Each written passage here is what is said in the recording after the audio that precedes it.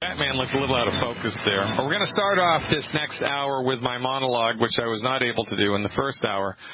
I'm going to be reading excerpts, say that 10 times fast, from Saying No to Vaccines, a resource guide for all ages by Dr. Sherry Tenpenny. This book should be on the shelves of everybody in the world. Saying No to Vaccines, a resource guide for all ages by Dr. Sherry Tenpenny. This from page 30. Moving on forwards. The global smallpox vaccination program is not nearly as successful as it is touted to be. If the science of vaccination worked, it should have completely prevented epidemics. But instead, while the population of England increased 16% during the years of compulsory vaccination, smallpox deaths increased 160%. A figure that does not include the deaths from the vaccination itself. The only complete series of official records in Europe revealed that the decrease in smallpox mortality paralleled the decreased use of the vaccination, which means less people died the less they were given the vaccines. Moreover, some of the most severe epidemics on the continent occurred after the onset of compulsory vaccination. Vaccinations are not what they are touted to be, and it's not a belief, it's not speculation, it's not a theory, it's an academic fact. And the fact that your medical doctor overlooks this stuff, quite frankly, is criminal in my behavior. In a report published in an early edition of the British Medical Journal, Dr. L. Parry analyzed vaccination statistics and asked the following questions. How is it that smallpox is 5 times as likely to be fatal in the vaccinated population as in the unvaccinated? How is it that in some of our highest vaccinated towns, Bombay and Calcutta, smallpox is rife, whilst in some of our poorest vaccinated towns, such as Leicester, I know I butchered that, Leicester, it's almost unknown?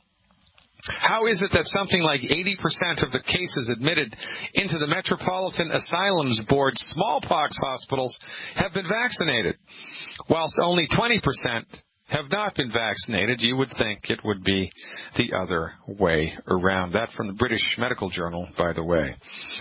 By 1897, a weaker form of smallpox, variola minor, became the dominant strain in the U.S. Although the rash was similar to classic smallpox, the new form was a mild disease, left little scarring, and only rarely caused death. The illness was considered an inconvenience more than a danger, especially compared to the risks of serious harm from vaccination, which included infection, gangrene, and even tetanus or syphilis. Imagine that. Nevertheless, pro-vaccination publications issued by health departments often used gruesome photos of the worst cases of variola to generate fear. This coercion technique allowed vaccination to continue in the U.S. until 1971. Even though the last reported case of smallpox was in Texas in 1949. Here's a myth that's promulgated by the medical industry quite frequently. And by the way, this is a preamble to tomorrow night's webinar for Dr. Glidden Insiders and their guests exclusively. Vaccination Part 2. Tomorrow night, 8 p.m. Central Time. For Dr. Glidden Insiders and their guests exclusively. Vaccine-induced antibodies provide protection against infection, disability, and death caused by vaccine-preventable diseases. Antibodies are a sign of protection. This is a myth. The role of vaccine-induced antibodies in disease prevention is unclear.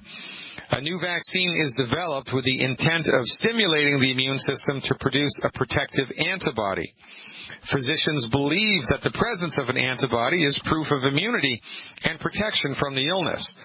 However, even the medical journal Vaccine reported in 2001, I quote, it is known that in many instances, antigen-specific antibody titers do not correlate with protection. Do not correlate with protection. That from the journal Vaccine. Many who have been vaccinated and developed antibodies contract the disease, and those who do not develop post-vaccination antibodies do not become ill. Is it the presence of an antibody that defines the state of the person's resistance to an infectious disease? Well, your medical doctor will say yes. And that's how they judge the efficacy of any type of a vaccine, by giving somebody the vaccination and then waiting a certain number of weeks, drawing their blood again and seeing if the antibodies to whatever they vaccinated you against have increased. The belief here is that the more antibodies you have in the blood, the better protected you are, but the scientific literature does not support that fact. It's kind of like medical doctors believing that heartburn is caused by too much stomach acid. It's not. Kind of like medical doctors believing that type 2 diabetes is genetic. It's not. Kind of like medical doctors believing that congestive heart failure is, genetic. It's not. Medical doctors get it wrong all of the time, and you continue to give them your hard-earned money in the form of medical insurance premiums. You need to stop it. You need to snap out of it. You need to get a clue. Next time you go to the restaurant, have the waitress bring you a clue. Here's some references from the literature regarding this whole notion that antibody titers, the presence of antibodies in the blood, has anything to do with immunity. Pertussis continues to cause significant death and mortality in infants and children throughout the world, even in well-immunized populations. Laboratory measurements of antibodies have not demonstrated a level that corresponds to protection. That from the Clinical Diagnosis Laboratory Journal Immunology, 1999. Determining the correlation between the level of antibodies in the blood and immunity to pertussis has been difficult. It is unlikely that the association can be ascertained. There is no direct association between antibody levels that ensures protection from pertussis. This from the journal Infectious Immunology. Again, there is no known direct correlation between levels of specific pertussis antibodies and protection against pertussis. That from the Canada Communicable Diseases Report issued in 1997. How about mumps? Little is known about the correlation of mump titers and protection from mumps. That from the Journal of Clinical Microbiology, 2005. Pneumococcus. The results from several randomized studies show that the polysaccharide pneumococcal vaccine does not appear to reduce the incidence of pneumonia or death in adults with or without chronic lung disease or in adults who have other chronic illnesses. Neither does the vaccine reduce the incidence of pneumonia or death in persons 55 years and older. That from the Cochrane Library, issue 4, 2003. Seasonal influenza. You get a seatbelt. You want to fasten it. A serum antibody titer of 1 to 40 does not guarantee protection from influenza infection. People with lower titers show protection against influenza, and people with higher titers can have symptomatic infections. Moreover, the assumption that a titer value of 1 to 40 or greater will protect an individual from infection is valid only if the virus causing the increased titer is exactly the same that is in circulation during the flu season, and it never, ever is. The vaccine that is rolled out this year was based on influenza viruses that were obtained a couple of years ago in China. It is not relevant to the circulating virus which is present in the world in any given flu season. They don't have the technology to keep up with that. Well, maybe they do, and they're just not doing it. It's just really, really crazy. It goes on. The last thing I want to read here. Here's another myth. Vaccine-preventable diseases of childhood can be serious. If your child is not vaccinated, your child could contract one of these illnesses and die. This is a myth. This is a typical example of fear-mongering tactics used to coerce patients into vaccinating. Certainly, childhood illnesses can be serious in some children. However, the vast majority of children who contract a vaccine-preventable disease, quote unquote, experiences a week or two of discomfort, fever, vomiting, and a rash. They pass through the childhood illness and recover uneventfully. While rare complications can occur in any child, the underlying health of a child who experienced the complication is unknown. For example, was the child immunocompromised by drugs, such as steroids? Was the complication associated with other illnesses, such as congenital heart disease or cancer? Data generated from the Center for Disease Control documents that the mortality rate from pediatric infectious diseases declined to low levels before vaccinations. Before vaccinations were present. You have been fed a boatload of crap by the pharmaceutical industry. Now look, we are not against, things just because the pharmaceutical industry rolls them out. We're against inaccurate, fuzzy, inarticulate, bad science delivered to you at a profit. That's what we're against. Every time I go to the dentist, I thank God for Novocaine. Love that drug. Love that drug. Thank God for penicillin, sometimes. Thank God for morphine, right? Thank God for the sterile technique. Love that stuff. It's really great stuff. It's not the drug, it's how it's used. When MDs use vaccines, they use them willy-nilly. And they are not paying attention to the published literature because they are intellectual cowards.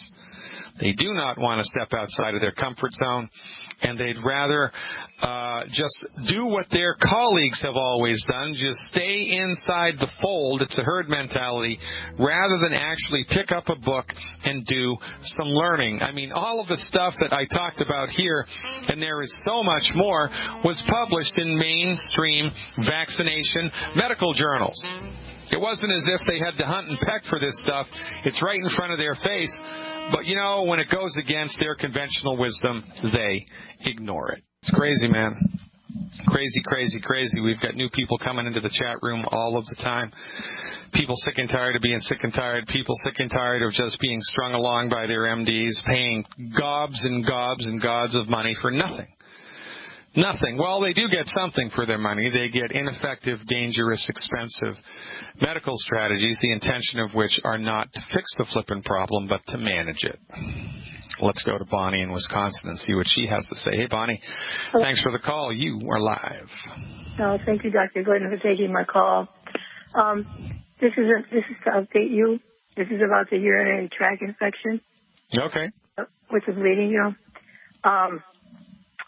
The reason I was calling is you told me to call you back, and I've been taking the supplement program that you told me to take, one EFA, 3 times a day with meals, 1 ounce of VTT, morning and afternoon, 30 ounces of water, the OsteoFX, 1 ounce morning and afternoon, and 2 ounces at night. The burning, of course, is gone. I told you that last time.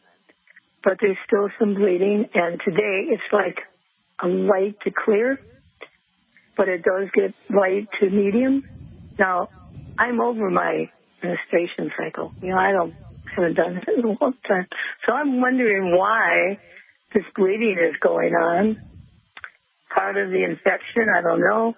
I also get cramping in my lower abdomen.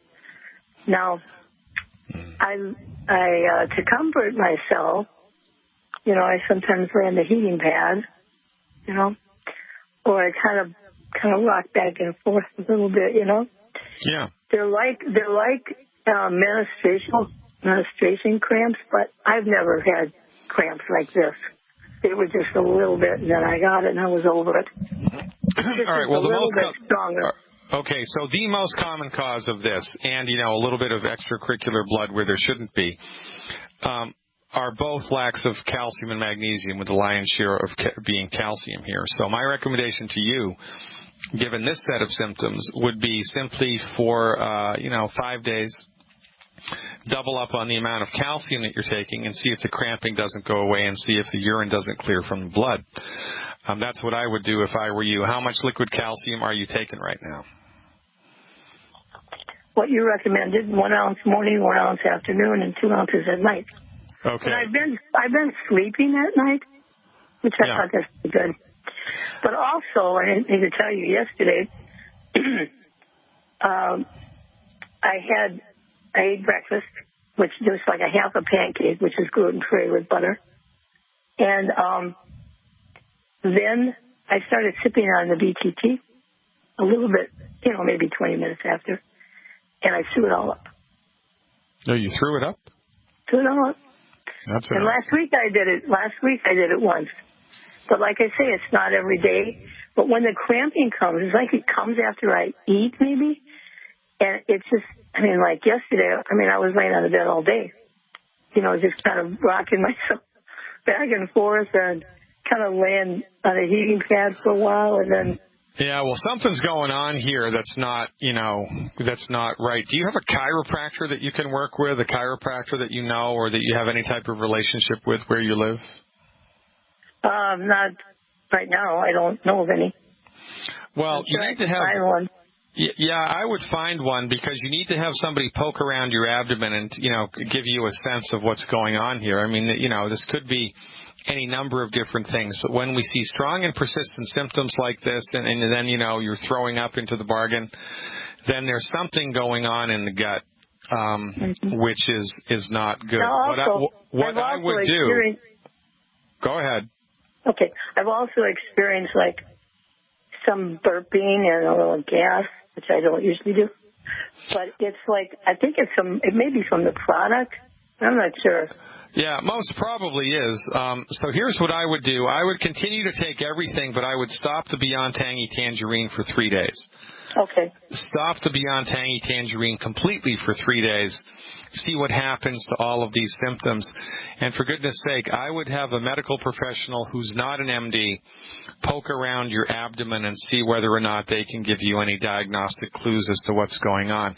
If you can find a chiropractor who is trained in applied kinesiology, K-I-N-I-E-S-O-L-O-G-Y, I think, applied kinesiology, they are always your best bet, in my opinion. That's what I would do. Give it a shot and call me back with a report. I always look forward to that. Debbie from Missouri is up next, folks.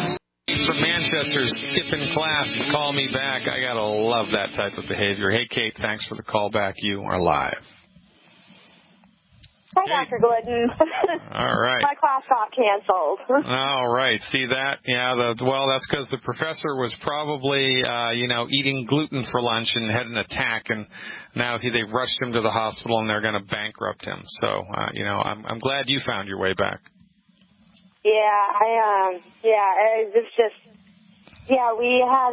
This had happened to me 3 years ago. My husband was going into the military at this point, and we had just gotten married, and my boss found me on the floor. Yeah, that's a great little job introduction, right?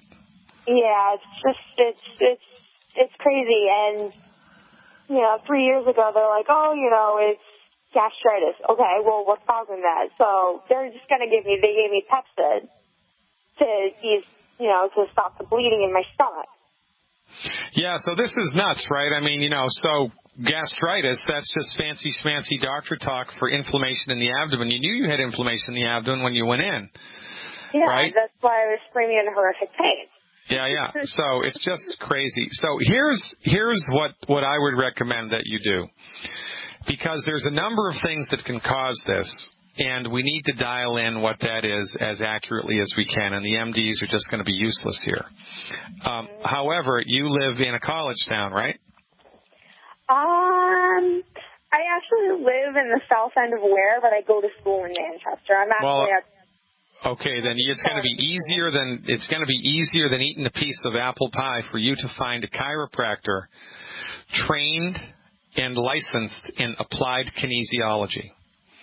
I have a chiropractor. Oh, I'm not sure that he does kinesiology, though. Yeah, I'm not really sure if she does that either. Okay, so I'm telling you, you need to find a chiropractor who's trained in applied kinesiology, because an applied kinesiologist who's good at what they do will be able to diagnose this for you relatively easily, and they'll be able to tell you, whether it's a mild, moderate, or serious condition, whether it was caused by a nutritional supplement overdose or caused by a voodoo curse. I mean, who knows? It could be a lot of different things here, but when you have a strong and persistent symptom like that, you need to get to the bottom of it.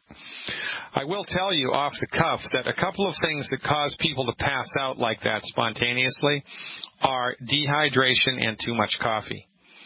Dehydration and too much coffee. So if you wake up in the morning and you're late for something, you're late for work, you're late for school, you're late for your spaceship ride to planet Mars, and you skip breakfast and you have a great big, 16-ounce cup of coffee, and you drink it all down in a half an hour, and then you don't have any water for a couple hours, you can pass out. Because the combination of those two things, no food in the stomach and too much coffee and dehydration, can make you pass out. So that's a common thing that causes that. There are some herbs that can cause that.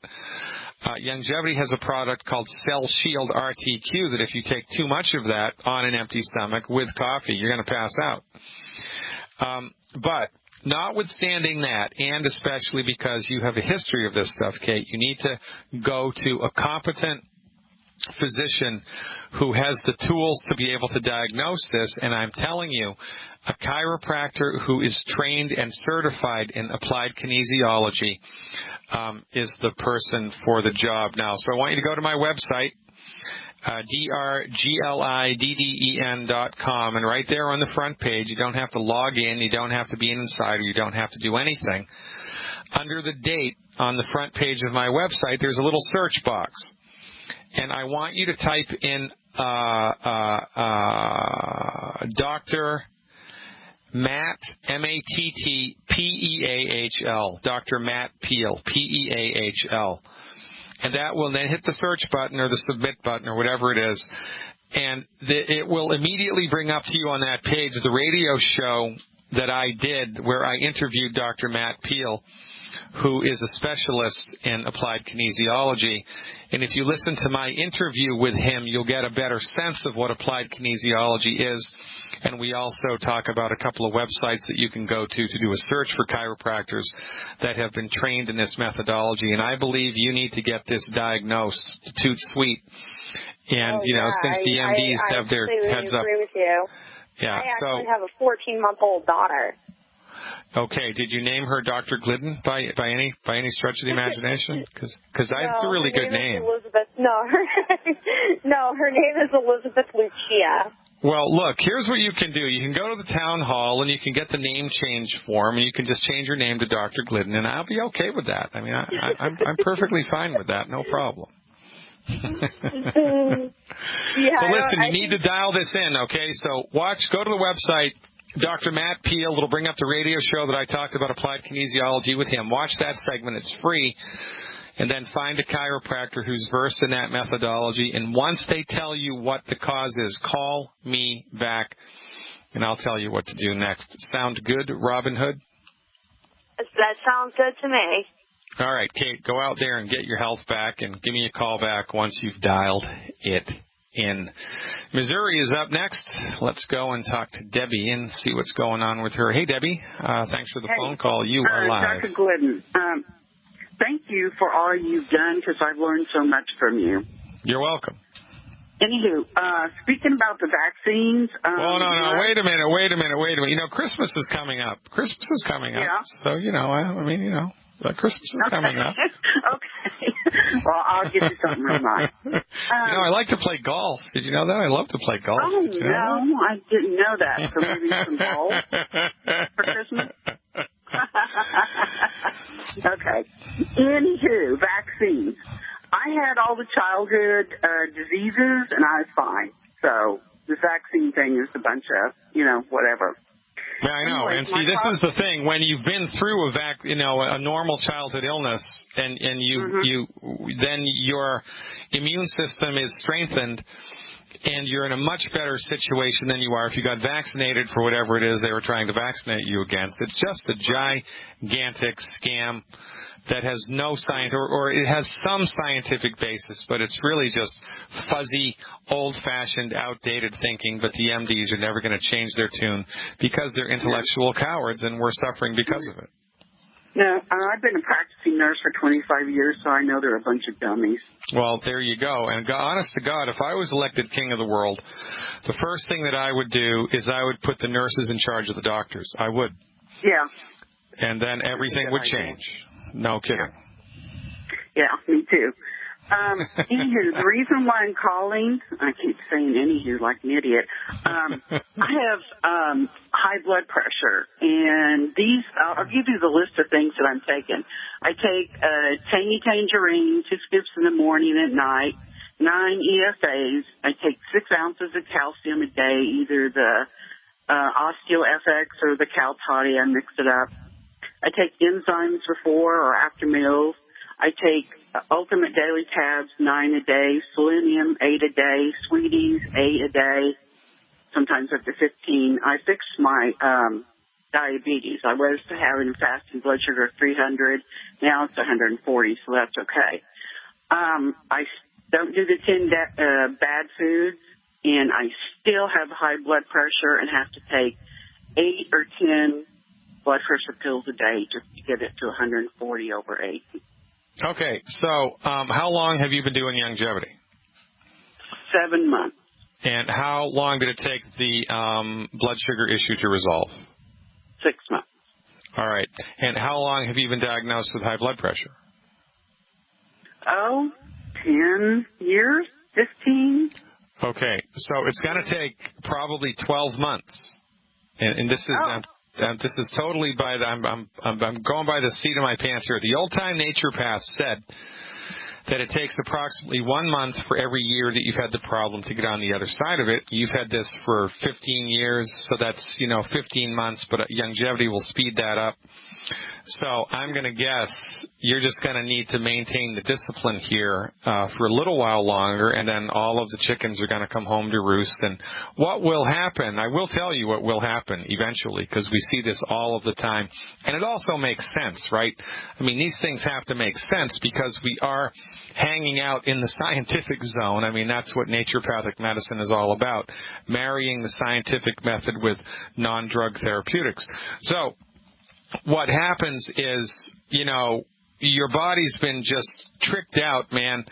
It's been hurt. It's been harmed. It's been hanging on by a thread for the last, 50 years, right? Because you've been eating all the wrong foods. Your body's been completely undernutrified. Now you had to deal with all these medications on top of it. Plus the stress of life never lets up. So it's like you're walking through a winter snowstorm with a bathing suit on, for goodness sake.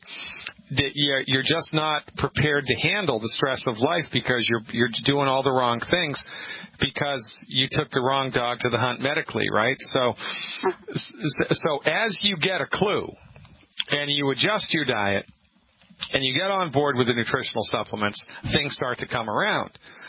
And, the blood sugar is gone. I mean, the blood sugar issue is gone. That's huge. It's a huge thing. So now we expect something else to change and then something else to change and then the blood pressure to go away. And what's going to happen is one of these days, might be tomorrow, might be 6 months from now. I don't know. You're going to wake up and it's going to be like somebody flipped a switch and all of a sudden your blood pressure numbers are going to start to come down into the normal zone. And it's going to happen quickly. It's going to appear to have happened quickly. It's going to be, like the buildup of all of this stuff over all of these years, and your body's kind of getting it back together one molecule at a time, right?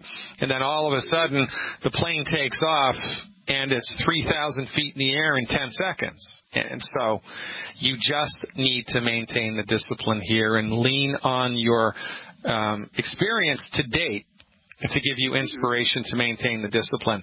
And you are in the hardest category of people to help with medical nutrition, because you're in this weird gray zone between dramatic improvements and, future improvements, right? So this is just this is the way that medical nutrition is. It might help you to go to the gardening center and buy a little tomato seed and put it in one of those little tiny pots, and keep it in your kitchen, and just as the tomato grows, kind of use that as your yardstick for improvement. And by the time there's a nice, healthy, robust tomato on that vine, you should expect your blood pressure to be much better than it is now. That might give you kind of a visual cue to maintain the discipline over time, which is what you need to do. Okay. Does that make sense? I have faith. I believe in it totally. That's great. And we need, we need faith and we need belief, but we also need that to be grounded on results, right? Mm-hmm. Yeah. Which you already have. And so moving forward, you just need more time, Debbie, that's all. So you think I'm taking the right products? I mean, these are okay? Yeah, absolutely. Okay. And you're not getting any negative side effects, right? No diarrhea, no, you haven't grown an 11th finger or anything like that, right? Well, I mean, I had some loose stools, but that's gotten better. Yeah, so you're good to go. No, man, just now, the only thing you could do is just make sure there's no hidden gluten in anything that you're eating, right? As long as that's taken care of, you're good to go, man. Just give it a little more time. Trust me, give it a little more time, and you're going to love how you feel. Derek in Indianapolis is up next. We're going to talk about X-rays. Welcome back, everybody. Dr. Peter Glidden here, your steadfast advocate for health, bringing today's show to a close. We're going to go up to Indianapolis and talk to Derek about X-rays, I think. Hey, Derek, thanks for the call. You are live. All right. Good to hear from you, sir. And he doesn't screen his call because he let me in. What's going on? Well, I just had 3 questions if you could touch on them, because sometimes people aren't brave enough to call in, so we have to do it for them. I was wondering about when you go to the dentist and you have insurance, quote unquote, and they always want you to, like twice a year or so, get an X-ray on your teeth. And I'm like, well, my teeth are fine and everything's fine. Why do we have to get these X-rays? Because I hear Dr. Wallace talking about ultrasounds versus always getting an X-ray. And the second thing is, why do men get enlarged prostates? I know we have that product, Prostate FX, but I was just wondering, what is it that causes that? And then, for people to get enlarged prostates and then maybe later on prostate cancer. And then the third question would be, if someone already had a kidney transplant, they're a little nervous on trying the product, what would you tell them? Those 3 questions. Okay, so we'll go backwards. So the kidney transplant, they shouldn't be nervous. They should be excited, because the reason that they got the kidney transplant in the first place was because they had a funky kidney. Why did they have a funky kidney? Now, sometimes it's, you had a knife wound or a bullet in your kidney or shrapnel, or in an automobile accident, your kidney was smashed to smithereens. But most of the time, people have their kidneys removed because their kidney was funky because of metabolic reasons. And, you don't get a bad kidney because you have a kidney. You get a bad kidney because your body doesn't have the right nutrition. So surgically removing the kidney and putting in somebody else's kidney is not going to fix the problem. And it's only a matter of time until the fake kidney gets bad, just like the original kidney did. So the surgical procedure does nothing to fix the cause of the problem in the first place. It's like painting over the mold. Well, in this case, it would be like putting a new piece of drywall over the mold rot without fixing the water intrusion into the basement. It's only a matter of time until the new drywall gets bad also. So medical nutrition attempts to address the fundamental cause of kidney pathology, number 1. Number 2, whenever anybody is on an anti-rejection medication, which they are when they have an organ transplant, the anti-rejection medications will work better and more effectively and more efficiently if they are doing medical nutrition. The vitamins, minerals, and nutritional supplements will help their meds to work better. They will have a better response from their treatment when they're on medical nutrition. Nobody knows what causes prostate cancer. This is a big problem. Nobody knows what causes any type of cancer. We've spent $1 trillion on cancer, and all that your oncologist can tell you is, oh, it's genes, it's genetic, which is kind of like saying, well, you know, sunlight causes cancer because without sunlight there wouldn't be life, and without life there wouldn't be cancer. Well, thanks a lot. It's a dodge. So nobody knows what causes prostate cancer. There are a number of, presumptions. So what we do when we are attempting to interface with people's health is we recommend that they stop eating food that's going to hurt the body, because if you eat wrong food all of the time, it's going to generate chronic levels of inflammation, low levels of inflammation in the body. That's not a good thing. And then the body's going to break at its weakest point. One of the nutrients necessary for healthy prostate function is selenium, the trace mineral selenium.